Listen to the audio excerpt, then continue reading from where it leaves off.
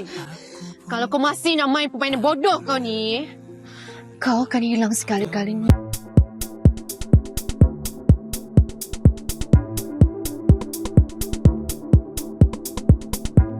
Pada video ini, admin akan kongsi sinopsis drama Dendam Seorang Mentua episod 12 yang akan tayang malam ini. Kesedaran Datuk Muzaffar perlahan-lahan pulih sepenuhnya.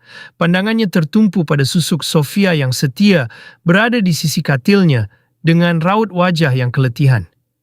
Melihat suaminya sudah sedar dan cuba menggerakkan bibirnya yang kering, Sofia segera menuangkan segelas air kosong ke dalam gelas kaca.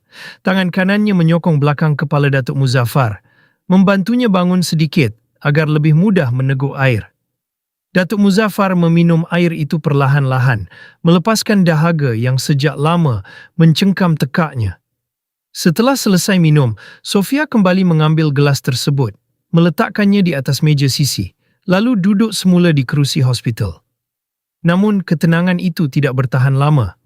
Sebaik sahaja Datuk Muzaffar menoleh ke sudut bilik, pandangannya tertumpu pada sebuah beg pakaian berwarna merah jambu yang berdiri tegak di sisi almari pakaian. Keningnya berkerut, penuh tanda tanya tentang kewujudan beg itu di situ, dengan suara serak dan lemah. Sofia memandang ke arah beg tersebut, kemudian kembali menatap mata suaminya dengan senyuman nipis yang menyimpan sejuta rasa, lalu memberikan alasan yang masuk akal bahawa itu hanyalah beg pakaian untuk menemaninya di hospital. Padahal di dalam hatinya, dia tahu beg itu adalah bukti bahawa dirinya telah dihalau dari rumah besar mereka oleh Herlina. Sementara itu, jauh dari keheningan bilik rawatan, suasana tegang sedang membara di koridor luar hospital. Herlina berjalan mundar-mandir bersama Haris, suaminya. Haris mula diselubungi rasa bersalah yang amat besar atas segala kezaliman yang telah Herlina lakukan terhadap Sofia. Sisa-sisa cinta lamanya terhadap Sofia membuat hatinya memberontak melihat wanita itu terus-menerus disakiti, hingga dia mempersoalkan kekejaman tindakan istrinya terhadap Sofia dengan nada penuh penyesalan. Namun Herlina langsung tidak menunjukkan tanda penyesalan. Malah, dia menuding dada Haris dengan kasar, membalas dengan penuh sindiran dan kecemburuan, menuduh Haris lebih kejam kerana masih mempunyai perasaan terhadap wanita itu, serta mengungkit janji Haris untuk tidak campur tangan. Haris mengusap wajahnya dengan bingung. Ketakutan mula menguasai dirinya apabila memikirkan kesan jangka panjang daripada rancangan itu jika ayah mereka nanti sedar. Herlina tersenyum sinis, otaknya yang licik sudah merancang pembohongan seterusnya, dengan rancangan menuduh Sofia melarikan diri kerana ketakutan. Ketika Haris menyampaikan kebimbangannya jika ayah mereka menyuruh orang mencari Sofia, Herlina dengan tenang menyebut nama Yasmin, wanita separuh umur yang menjadi kunci konspirasi itu. Herlina mendekati Haris, cuba meyakinkan suaminya dengan tipu daya berikutnya, bahawa Yasmin yang sudah lama mengenali Sofia mampu memujuk ayah mereka untuk melupakan wanita itu. Mendengar kata-kata Herlina yang semakin melampau, kesabaran Haris akhirnya runtuh. Dengan nada keras, dia menjerit mengingatkan Herlina bahawa Sofia bukan boneka yang boleh diseret sesuka hati. Herlina hanya tertawa kecil penuh ejekan sebelum melangkah pergi meninggalkan Haris yang terpaku. Herlina berjalan menuju salah satu sudut koridor hospital, tempat seorang lelaki tegap bernama Chris menunggu arahannya. Dengan berani dan tanpa belas kasihan, Herlina mengeluarkan sebuah suntikan yang sudah dipenuhi cecair racun maut, lalu menyerahkannya kepada Chris sambil berbisik dingin agar melakukan tugasnya dengan berhati-hati. Pada saat itulah Haris datang dan menyedari tindakan nekat istrinya. Wajahnya berubah pucat melihat suntikan di tangan Chris.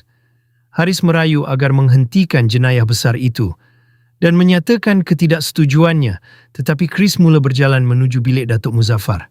Tanpa berfikir panjang, Haris menerjah ke depan dan mencengkam lengan lelaki upahan itu, cuba merampas suntikan maut tersebut sambil menjerit meminta agar suntikan itu diserahkan kepadanya. Ketiga-tiga mereka pun bergelut di tengah koridor hospital. Dalam kekacauan itu, suntikan beracun tersebut akhirnya terlepas daripada genggaman Chris, melayang di udara sebelum jatuh dengan bunyi dentingan tajam di atas lantai kayu koridor. Suara bising pergaduhan dan jeritan itu rupanya menarik perhatian dari dalam bilik rawatan. Pintu terbuka perlahan dari dalam. Datuk Muzaffar, yang baru sahaja cukup kuat berdiri dengan mengenakan pakaian hospital berjalur biru, melangkah keluar ke koridor bersama Sofia yang setia mengikutinya dari belakang. Langkah Datuk Muzaffar terhenti. Tatapan matanya yang tajam terus tertumpu ke lantai, tepat pada suntikan beracun yang terbaring di situ. Dia kemudian mendongak, menatap tepat ke arah wajah-wajah yang membeku di hadapannya. Seketika itu juga koridor hospital menjadi sunyi seperti kubur. Pergelutan antara mereka terus terhenti. Wajah Haris berubah sangat terkejut, bercampur malu dan ketakutan luar biasa apabila melihat ayah mertuanya menyaksikan semuanya bersama Sofia. Chris hanya mampu menundukkan wajahnya, menyadari rancangan mereka telah gagal sepenuhnya. Sofia memandang wajah Haris dan Herlina dengan tatapan penuh kekecewaan dan kemarahan membara. Sementara Herlina berdiri kaku, wajahnya yang tadi penuh keangkuhan kini berubah pucat lesi seperti mayat. Matanya terbeliak dalam ketakutan yang amat sangat.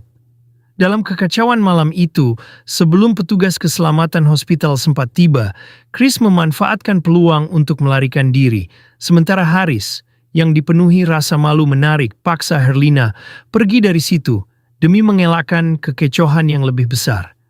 Beberapa jam kemudian, suasana lobi hospital yang luas tiba-tiba kembali memanas.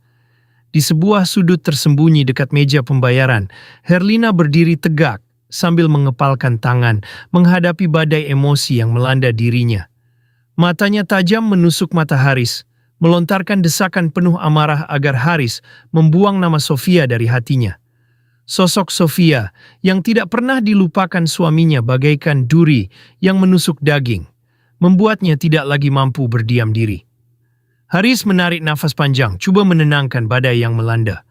Dengan wajah penuh penyesalan dan kesungguhan, dia mengangkat kedua-dua tangannya, coba membela diri dan merayu bahwa apa yang dikatakannya sama sekali tidak berkaitan dengan perasaannya. Ketegangan tidak berhenti di situ.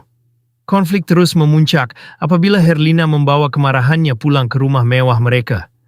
Di dapur, dia berdiri berhadapan dengan Mak Yah, pembantu rumah yang kelihatan pasrah namun ketakutan. Dengan nada sinis dan mengugut, Herlina mendekatkan wajahnya ke arah wanita tua itu, menuduh bahwa semua ini berlaku kerana kelalaian Mak Yah sendiri. Mak Yah hanya mampu diam, matanya bergerak ke sana-sini, tidak berani menatap Herlina yang sedang diselubungi kemarahan. Herlina tersenyum sinis, merasakan dirinya berada di atas angin, sambil mengancam bahwa Mak Yah yang akan ditangkap jika polis datang menjalankan siasatan. Beberapa saat kemudian, satu sergahan mengejutkan Herlina dari belakang. Sofia muncul secara tiba-tiba, mencengkam bau Herlina dengan kuat dan memusingkan tubuhnya.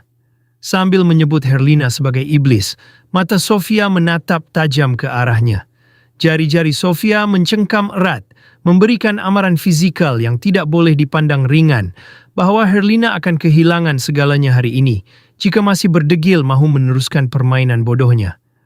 Herlina terpaku. Wajahnya yang tadi penuh keangkuhan serta-merta berubah menjadi bingung dan gentar. Buat pertama kalinya, rancangannya mendapat tentangan sebesar itu.